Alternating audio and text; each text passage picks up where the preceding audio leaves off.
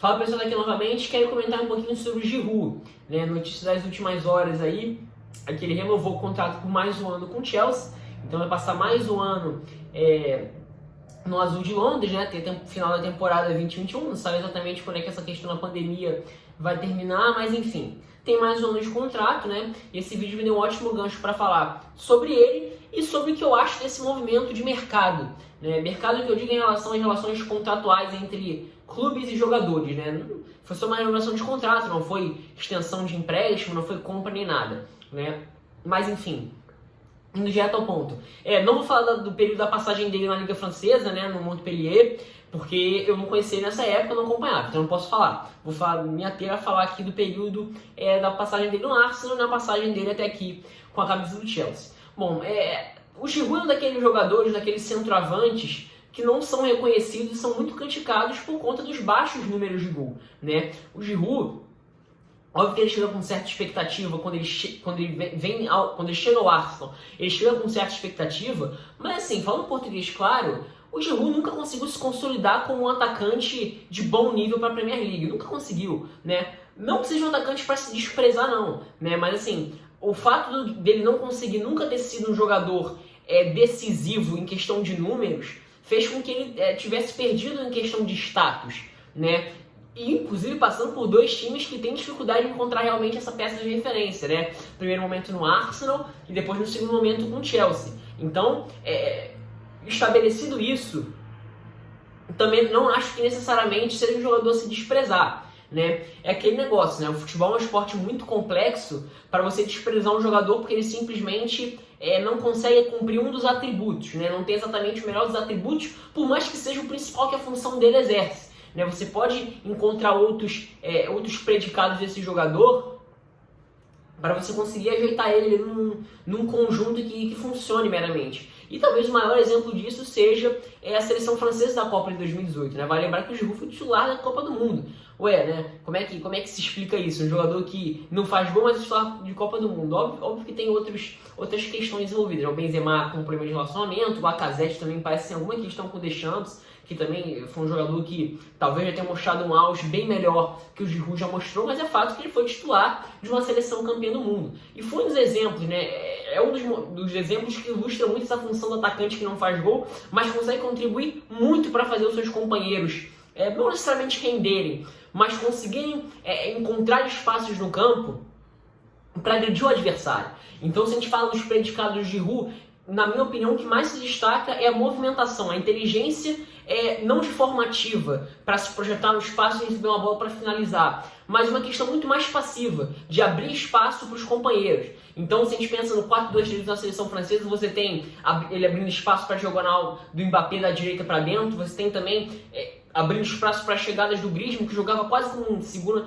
O Griezmann alternava entre um segundo atacante e um meia central, entre dois homens mais abertos, né? Não que o Matuidi jogasse como meia aberto, funcionava muito mais como um cara de contenção por aquele lado, mas enfim, o Griezmann não só funcionava como um cara para finalizar atrás do Giroud, não, né? Em diversos momentos era o cara para puxar as jogadas de velocidade, que eram rapidamente definidas pelo time da França, tendo campo para correr, né, pelo espaço que o Giroud abria. Então, se a gente pensa nesse sentido, assim, o Giroud foi de um papel muito interessante, né? Óbvio que talvez se tivesse um Benzema ali, no melhor momento dele, talvez a França fosse um time mais avassalador. Mas é fato que o Giroud, por mais que não tenha feito gol, de uma forma ou de outra ele encaixou bem. Ele funcionou bem como um cara para fazer o pivô, encontrar o espaço. Não é um jogador que exatamente, tecnicamente falando, se desprezar, não. Ele tem certa qualidade com a bola no pé. Ele não é um atacante que não sabe, que não tem nenhum recurso. Ele tem um mínimo de recurso ali para ter a bola, guardar, conseguir segurar, esperar, conseguir deslocar minimamente ali o marcador para dar tempo para algum companheiro chegar. Então, assim, essas são as principais características do Giroud, que sempre se afloraram, digamos assim, no período que ele passou na Premier League. Isso ninguém tira dele.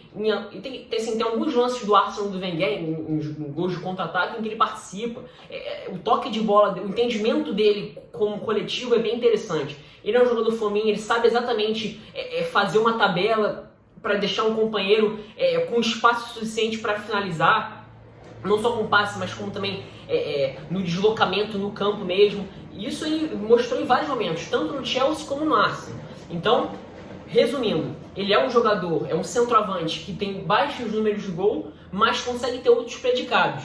Mas o que entra agora, na minha opinião, em conflito com o momento, com o contexto em que a gente vai avaliar essa notícia, da renovação de contrato dele. O Chelsea é um time que o que mais precisa não, mas uma das coisas que o Chelsea mais precisa é um centroavante ou um jogador que possa ocupar aquela função que consiga produzir números, né? Desde a saída do Drogba e assim, tirando ali o pequeno período que o Diego Costa ficou no Chelsea, na minha opinião, o Diego Costa é um dos grandes atacantes da última década da Premier League. Eu falo isso sem sombra de dúvida. Na minha opinião, foi um baita atacante. Mas enfim, tirando o período do Drogba e esse período do Diego Costa, o Chelsea tem tido uma dificuldade enorme de conseguir ter um jogador para aquela função. O Morata passou por ali, foi decepcionante. O próprio Higuaín na segunda metade da temporada passada, né? E o Giroud chegou em meados da temporada 17-18, não como uma tentativa de solucionar o problema, mas funcionar como mais uma alternativa naquela reta final da era Conte, num time que até talvez não fizesse muito sentido você ter um jogador como o Giroud naquele momento. Então, talvez sim, né? Podendo emular mais ou menos ali o que faria o Diego Costa, mas enfim, não seria a minha primeira opção, talvez tivessem opções melhores no mercado, né? Então eu acho que assim, o Giroud não é um jogador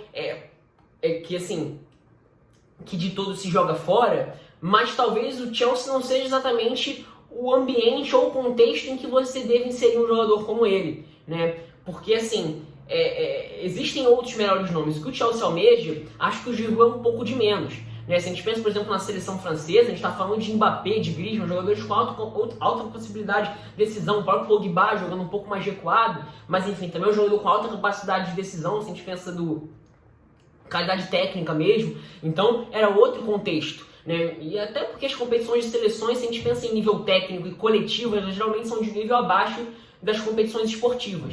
Então eu ainda acho que talvez em competições de clubes. Então acho que para o mais alto nível do futebol mundial, se a gente pensa em clubes, eu não vejo exatamente o Giroud se encaixando muito bem nas melhores equipes do mundo, não. Se a gente pensa, por exemplo, em Manchester City, Liverpool, Barcelona, Bayern de Munique, o Chelsea tentando caminhar, o próprio Arsenal, eu não vejo o Giroud exatamente nesse patamar. Apesar de não ser um jogador a se desprezar, não, tá? Longe disso. Mas assim, agora em síntese do vídeo, né? Qual é o grande ponto desse vídeo? O Giroud individualmente falando, analisando ele racionalmente como um jogador individual, ele não é um jogador de todo ruim como as pessoas em alguns momentos falam dele, não. Ele é um atacante com alguns predicados.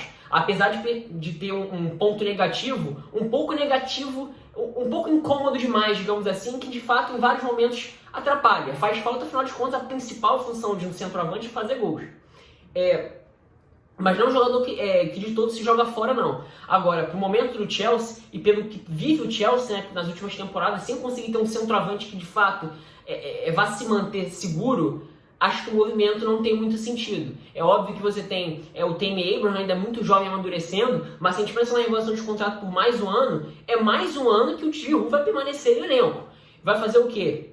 Contratar mais centroavante, não pretende contratar, pretende investir no amadurecimento do Tammy Abraham, que já mostrou muito bom potencial, apesar de faltar amadurecer um pouco na questão de definir jogadas da melhor forma em alguns momentos. Em alguns momentos acho que ele enfeita um pouco demais, em alguns momentos ele toma as decisões erradas, finaliza, é um pouco displicente nas finalizações, displicente seria a melhor palavra, mas é um jogador que eu acho que, pelo que mostrou, o potencial dele é interessante. Mas enfim, com a situação do Chelsea, o histórico do Chelsea com o centroavante, não entendi muito bem esse movimento do Chelsea de manter ele por mais uma temporada. Então, até no mínimo, o final da temporada 2021, né? Não sabe como é que vai se dar isso muito bem por conta do coronavírus. Mas enfim, essa aqui é a minha opinião, né? Sinta-se livre para discordar ou concordar nos comentários. É isso, espero que tenham gostado.